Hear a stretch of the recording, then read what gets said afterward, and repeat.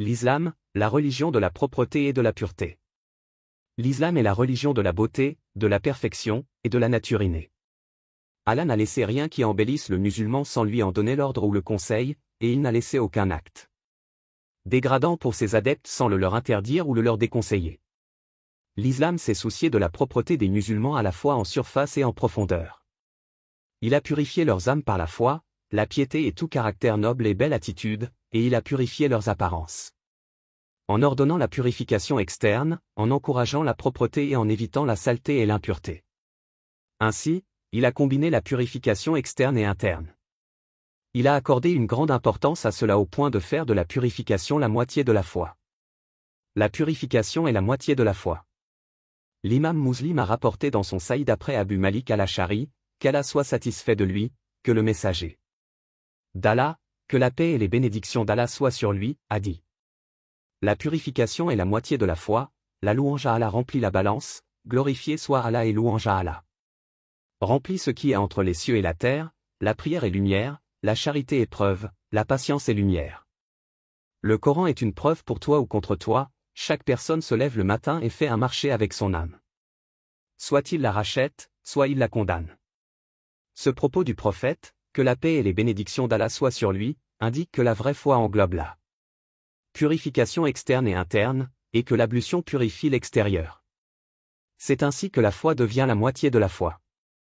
Ce hadith a montré la grande importance de la purification par rapport aux impuretés et aux souillures. Comme le dit le docteur Nasser ibn Abdullah, et qu'elle équivaut à la moitié de la religion. Car la purification est une condition pour la prière, et elle permet d'obtenir la pureté et la propreté des souillures. D'accueillir Allah dans la meilleure condition, de respecter les anges et les priants, elle apporte l'aisance dans la poitrine. Donne de la vitalité au corps, éloigne les soucis et les pensées malveillantes, elle expie les péchés. Élève les degrés, et c'est pourquoi de nombreuses vertus de la purification ont été rapportées dans la Sunna. Parmi ce qui a été rapporté dans la Sunna à ce sujet. Que l'ablution efface les péchés et élève les degrés d'après Abu Huraira, qu'Allah soit satisfait de lui le messager d'Allah, que la paix et les bénédictions d'Allah soient sur lui, a dit. Voulez-vous que je vous informe de ce qui efface les péchés et élève les degrés? Ils ont dit oui, au messager d'Allah. Il a dit faire l'ablution malgré les difficultés, marcher fréquemment vers les mosquées et attendre la prière après la prière, car cela est le riba. Have you ever pondered on the significance of personal hygiene in Islam? It might surprise you to learn that Islam places a great deal of emphasis on cleanliness, considering it an integral part of faith. In the comprehensive teachings of Islam, personal hygiene holds a prominent position. It's not just about physical cleanliness, but it also extends to spiritual purity. The importance of maintaining personal hygiene can be seen in various Islamic texts and teachings. Take, for instance, the narration in Sahih Muslim by Jabir ibn Abdullah. The Prophet Muhammad, peace and blessings of Allah be upon him, stated that anyone who has consumed garlic, onion, or leek should not approach the mosque. This is because, as the narrative explains, the angels are offended by what offends the sons of Adam. This shows a deep consideration for the feelings of those who are praying and frequenting the mosque, as well as those who join in prayer among Allah's benevolent angels. A Muslim's attention to personal cleanliness reflects the perfection of their faith, their honor, the uprightness of their spirit, and their dignity. Ignoring this indicates a lack of religious understanding, a deficiency in honor, and a lack of consideration for others. Virtuous people, those who are taken as role models, should be impeccably clean and presentable without pretense so that truth emanates from them. People should look up to them and not be repelled by their appearance or behavior. It is indeed regrettable when a virtuous and pious person neglects their personal hygiene. Some might refer to the hadith that states negligence is part of faith, but this hadith actually refers to avoiding ostentation in clothing, and excessive concern with appearance, and at times frugality, as stated by Sufyan al-Thawri.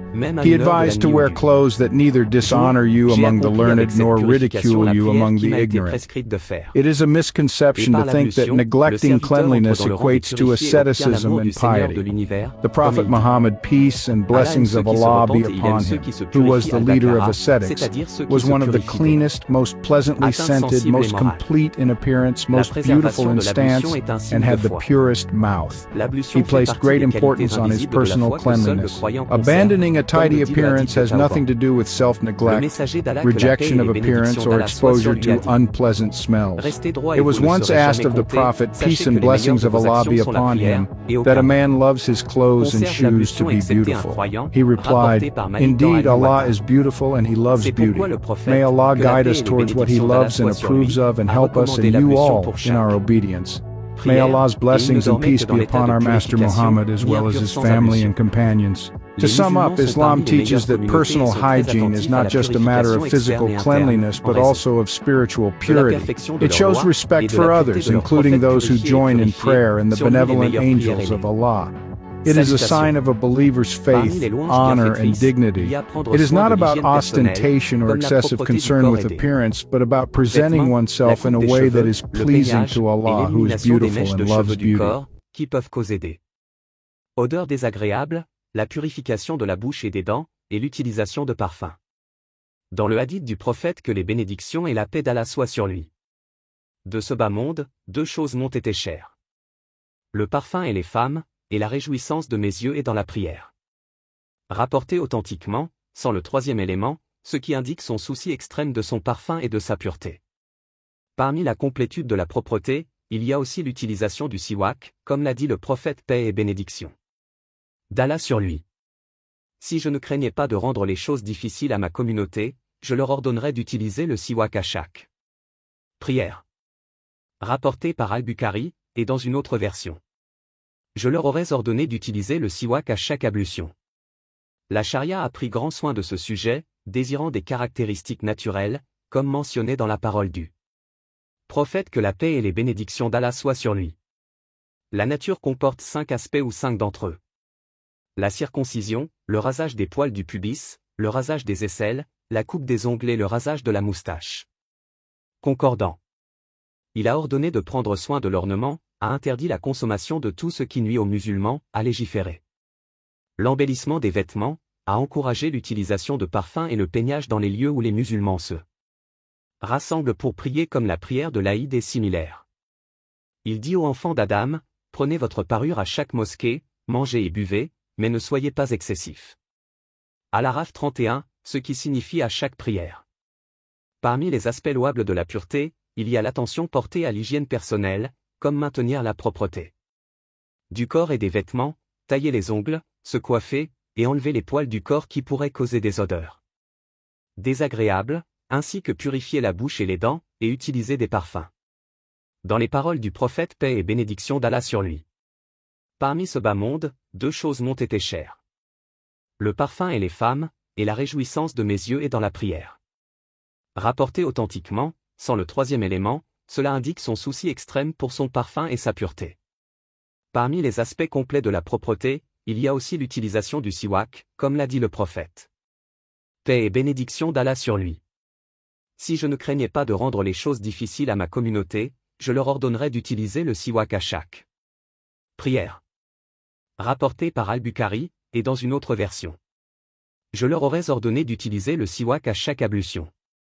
La charia a pris grand soin de ce sujet, désirant des caractéristiques naturelles, comme mentionné dans la parole du prophète, que la paix et les bénédictions d'Allah soient sur lui. La nature comporte 5 aspects ou 5 d'entre eux. La circoncision, le rasage des poils du pubis, le rasage des aisselles, la coupe des ongles et le rasage de la moustache. Concordant. Il a ordonné de prendre soin de l'ornement, a interdit la consommation de tout ce qui nuit aux musulmans, a légiféré. L'embellissement des vêtements, a encouragé l'utilisation de parfums et le peignage dans les lieux où les musulmans se rassemblent pour prier, comme la prière de l'Aïd est similaire. Il dit aux enfants d'Adam, prenez votre parure à chaque mosquée, mangez et buvez, mais ne soyez pas excessifs. Al-Araf 31, ce qui signifie à chaque prière.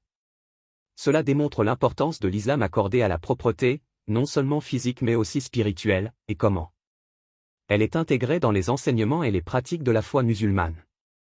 La recommandation du croyant est de ne pas assister à la prière avec une odeur corporelle désagréable, comme cela est rapporté dans Sahih Muslim selon Jabir ibn Abdullah, qui a dit que le prophète, paix et bénédiction d'Allah soit sur lui, a dit: celui qui a mangé de l'ail, de l'oignon ou du poireau, qu'il n'approche pas notre mosquée, car les anges sont offensés par ce qui offense les fils d'Adam. Cela témoigne d'une grande considération pour les sentiments des personnes priant et fréquentant la mosquée, ainsi que pour ceux qui assistent à la prière parmi les anges bienfaisants d'Allah.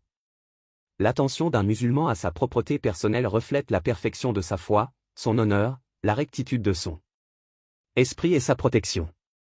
Négliger cela indique un manque de compréhension religieuse, une déficience dans l'honneur et un manque de considération pour autrui. Les gens vertueux et ceux qui sont pris pour exemple doivent être d'une propreté irréprochable et d'une apparence impeccable, sans artifice, pour que la vérité émane d'eux, que les gens les prennent pour modèles et qu'ils ne soient pas repoussés par leur apparence ou leur comportement. Il est malheureux de voir un homme pieux et vertueux négliger sa propreté personnelle. Certains peuvent se référer au hadith. Certes, la négligence est une partie de la foi, un hadith authentique, mais qui signifie éviter l'ostentation dans les vêtements et le souci excessif de l'apparence, et parfois l'économie, comme l'a dit Sufyan Ath-Thawri. Porte des vêtements qui ne te déshonorent pas devant les savants ni ne te ridiculisent devant les ignorants. Il est erroné de penser que négliger la propreté relève de l'ascétisme et de la piété, car le prophète paix. Bénédiction d'Allah soit sur lui, le chef des ascètes, était l'un des plus propres, des plus agréablement parfumés, des plus complets dans son apparence, des plus beaux dans sa prestance et avait la bouche la plus pure. Il accordait une grande attention à sa propreté personnelle. L'abandon de l'apparence soignée n'a absolument rien à voir avec la négligence de soi, le rejet de l'apparence et l'exposition à des odeurs désagréables. Un homme a demandé au prophète paix et bénédiction d'Allah soit sur lui. Certes, l'homme aime que ses vêtements et ses chaussures soient beaux. Il a répondu, certes, Allah est beau et il aime la beauté. Puissions-nous être guidés par Allah vers ce qu'il aime et agrée, et qu'il nous aide, ainsi que vous, dans notre obéissance. Que les bénédictions et la paix d'Allah soient sur notre maître Muhammad, ainsi que sur sa famille et ses compagnons.